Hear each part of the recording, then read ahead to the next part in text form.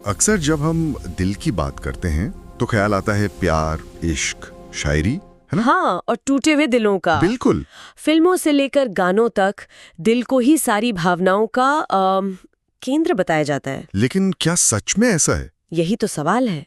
क्या दिल का काम सिर्फ धड़कना और भावनाओं में उलझना है? ये सवाल बहुत दिलचस्प है, क्योंकि हमारी संस्कृति और विज्ञान इस पर बिल्कुल अलग-अलग जवाब देते हैं। तो आज हम इसी पहेली को सुलझाएंगे, समझेंगे कि दिल का असली मैकेनिकल काम क्या है और इसका हमारे दिमाग, हमारी ऊर्जा और यहाँ तक कि हमारे शरीर के तापमान से क्या रिश्ता है। हाँ, और हमारे पास जो स्रोत है वो इस जटिल विषय को बहुत ही सरल तरीके से समझाता है। हमारा मकसद बस यही समझना है कि कैसे हमारा दिल, फेफड़े और दिमाग ये सब मिलकर एक टीम की तरह काम करते हैं। एक टीम की तरह, ताकि शरीर की सबसे छोटी कोशिका तक ऊर्जा पहुंच सके। तो चलिए इस पूरी फैक्ट्री को खोल कर देखते हैं। जरूर। तो सबसे पहले सबसे बड़ा भ्रम, स्रोत कहता है कि दिल असल में भावनाओं का केंद्र है ही नहीं। नहीं है। वो तो बस शरीर का एक बहुत शक्तिशाली मोटर या पंप है। बिल्कुल सही कहा, एक बेहद कुशल और भरोसेमंद मशीन। हाँ, मशीन। इसका काम बहुत सीधा है, खून को पूरे शरीर में धकेलना और फिर उसे वापस खींचना। अच्छा।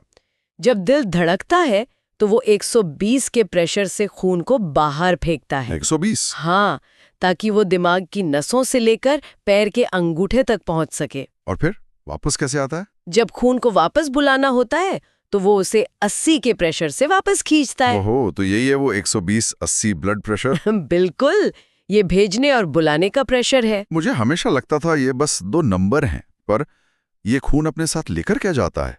यहाँ फेफड़ों का रोल आता होगा ना? हाँ, फेफड़े सिस्टम के यूं समझ लीजिए गेटकीपर है। गेटकीपर। जब हम सांस लेते हैं तो हवा अंदर जाती है, उसमें कई गैसें होती हैं, ऑक्सीजन, नाइट्रोजन, कार्बन डाइऑक्साइड। हाँ, स्रोत में एक बहुत मजेदार शब्द इस्तेमाल किया गया है। फेफड़े इस हवा में से सिर्फ ऑक्सीजन को किडनैप कर लेते हैं। जो किडनैप, ये तो बड़ा मजेदार है, लेकिन किडनैप ही क्यों? क्योंकि हमारा शरीर हवा में मौजूद दूसरी गैसों का, जैसे नाइट्रोजन का इस्तेमाल नहीं कर सकता। अच्छा, नाइट्रोजन तो सबसे ज्यादा होती है हवा में, करीब 78%। हाँ, उसका क्या? वो हमारे किसी काम की नहीं है, इसलिए फेफड़े एक स्मार्ट फिल्टर की तरह सिर्फ काम की चीज यानी ऑक्सीजन को पकड़ते हैं और बाकी सब तुरंत बाहर फेंक देते हैं। वो 1 सेकंड के लिए भी फालतू सामान अंदर नहीं रखते। कमाल है। तो ऑक्सीजन किडनैप हो गई। अब वो ऑक्सीजन खून में घुल जाती है और खून बन जाता है एक डिलीवरी ट्रक। एक डिलीवरी ट्रक? हाँ, और दिल इस ऑक्सीजन से भरे ट्रक को 12 की रफ्तार से शरीर के मेन हाईवे में धकेलता है, ताकि ये ऑक्सीजन शरीर की हर कोशिका तक पहुंच सके। बिल्कुल।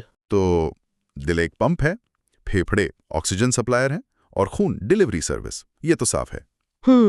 लेकिन यहाँ एक बड़ा सवाल उठता है, ये सब कुछ, ये सांस लेना, दिल का धड़कना, ये सारा झमेला आखिर हो किसके लिए रहा है?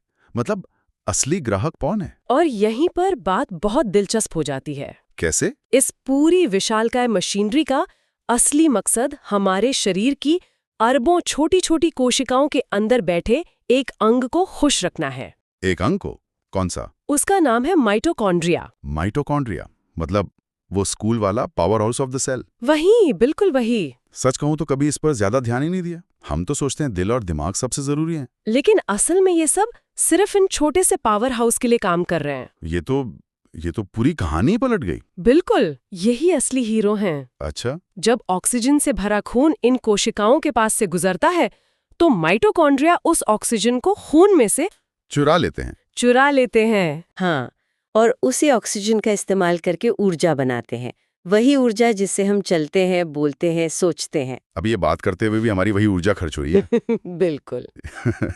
तो मतलब हमारा दिल सिर्फ इसीलिए दिन में लगभग 1 लाख बार धड़क रहा है और फेफड़े 20,000 बार सांस ले रहे हैं, सिर्फ इसलिए ताकि इन छोटे छोटे माइटोकॉन्ड्रिया को लगातार ऑक्सीजन मिलती रहे। हाँ, पूरा का पूरा सिस्टम सिर्फ और सिर्फ इसी एक काम के लिए बना है, सिर्फ ऑक्सीजन पहुंचाने के लिए। माइटोकॉन्ड्रिया तक ऑक्सीजन पहुंचाने के लिए। अगर सप्लाई 2-3 मिनट भी रुक जाए तो ऊर्जा बननी बंद हो जाएगी और सब कुछ ठप। सब कुछ। दिल और फेफड़े तो बस इस सप्लाई चेन के कर्मचारी हैं, असली बॉस तो माइटोकॉन्ड्रिया ही है। ये तो सोचने का एक बिल्कुल नया नजरिया है। अच्छा, इसी से जुड़ा एक ख्याल आ रहा है। बताइए। हम सब जानते हैं कि जिंदा इंसान का शरीर गर्म होता है और मृत शरीर ठंडा पड़ जाता है। ऐसा क्यों? इसका सीधा कनेक्शन इसी सप्लाई चेन से है। सच में? हाँ, कल्पना कीजिए, जब दिल 120 के प्रेशर से खून को धकेलता है तो खून हमारी हजारों किलोमीटर लंबी नसों में बहुत तेजी से दौड़ता है। हाँ, दौड़ता है। अब सोचिए, जब कोई भी तरल पदार्थ किसी पाइप में तेजी से बहता है तो क्या होता है? रगड़ पैदा होती है, घर्षण, फ्रिक्शन। बिल्कुल। खून जब नसों की दीवारों से रगड़ता हुआ बहता है तो घर्षण पैदा होता है, और घर्षण से गर्मी पैदा होती है। सही। और चूंकि दिल हर सेकंड बिना रुके खून पंप करता रहता है, इसलिए ये घर्षण भी लगातार बना रहता है। और इसी वजह से हमारे शरीर का तापमान लगभग 37 डिग्री सेल्सियस पर स्थिर रहता है। एकदम सही। अरे, तो इसका मतलब सर्दियों में जब हम ठंड से कांपते हैं, हाँ, वो भी शरीर का गर्मी पैदा करने का एक तरीका है। आपने बिल्कुल सही जोड़ा। कांपना शरीर का एक इमरजेंसी मैकेनिज्म है ताकि घर्षण से अतिरिक्त गर्मी पैदा की जा सके। वाह!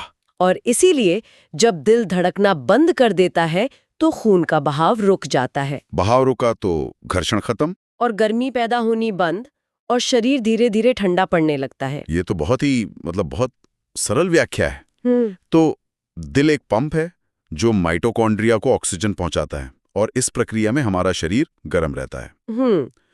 लेकिन अगर सब कुछ इतना मैकेनिकल है तो फिर शायरी में दिल इतना बदनाम क्यों है?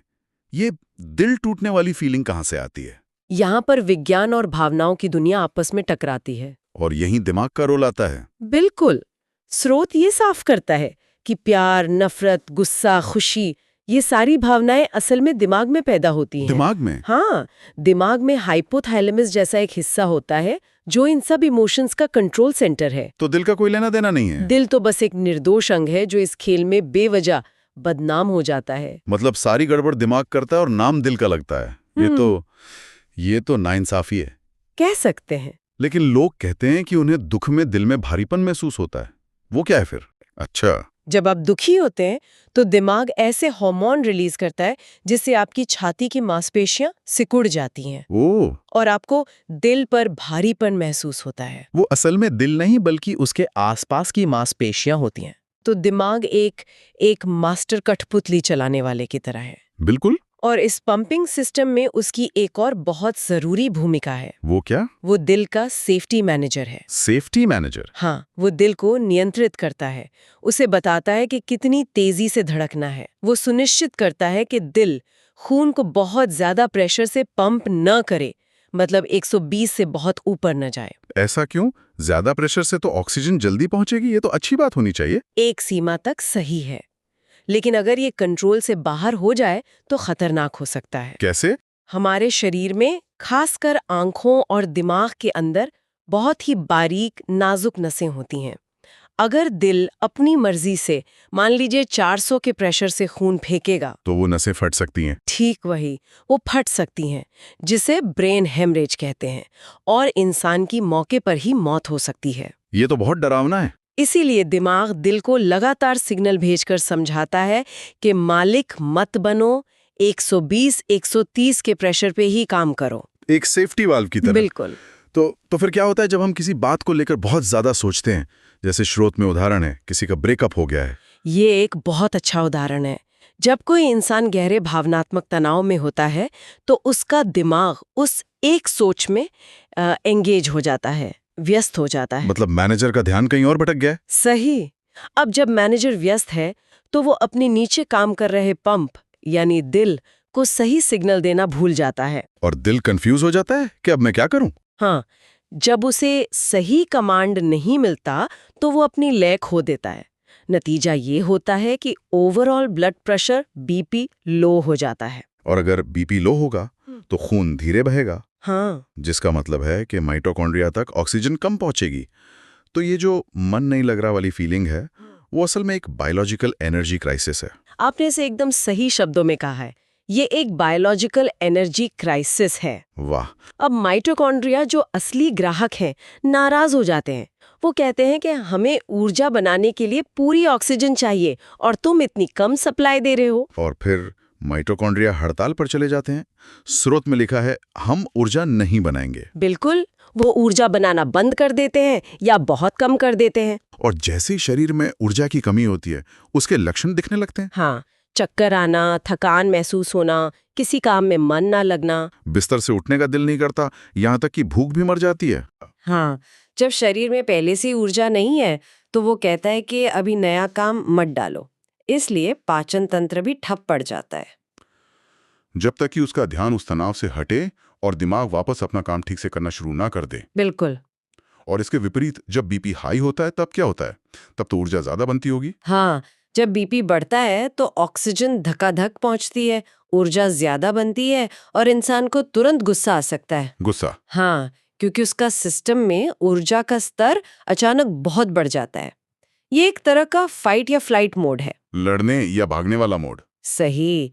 इसीलिए हाई बीपी वाले लोग अक्सर छोटी छोटी बातों पर चिढ़ जाते हैं, क्योंकि उनका शरीर पहले से ही लड़ाई मोड में होता है। तो संक्षेप में, दिल एक पंप है, दिमाग उसका मैनेजर है और माइटोकॉन्ड्रिया कर्मचारी हैं। जब भावनात्मक तनाव होता है तो मैनेजर का ध्यान भटकता है, पंप की सप्लाई पर असर पड़ता है और अंत में कर्मचारी हड़ताल पर चले जाते हैं। ये इसका एक बहुत अच्छा और सटीक सारांश है। और हमें शारीरिक रूप से कमजोरी और उदासी महसूस होती है। ये तो मन और शरीर का एक कमाल का कनेक्शन है। ये समझना वाकई आकर्षक है कि हमारी भावनात्मक स्थिति हमारी शारीरिक ऊर्जा को कितनी सीधे तौर पर और कितनी जल्दी प्रभावित करती है। बिल्कुल।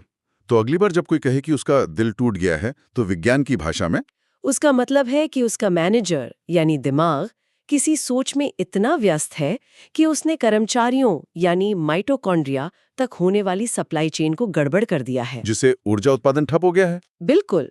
और यहाँ से एक सोचने वाली बात निकलती है जो हमारे श्रोताओं के लिए है। बताइए। अगर हमारे रोजमर्रा के विचार और भावनाएं ऊर्जा बनाने की इस बुनियादी जैविक प्रक्रिया को इतनी आसानी से बिगाड़ सकते हैं, तो हमारी मानसिक स्थिति का हमारे शारीरिक स्वास्थ्य पर हर दिन और कौन से गहरे लंबे समय तक चलने वाले प्रभाव पड़ रहे होंगे जिनके बारे में हम जानते भी नहीं।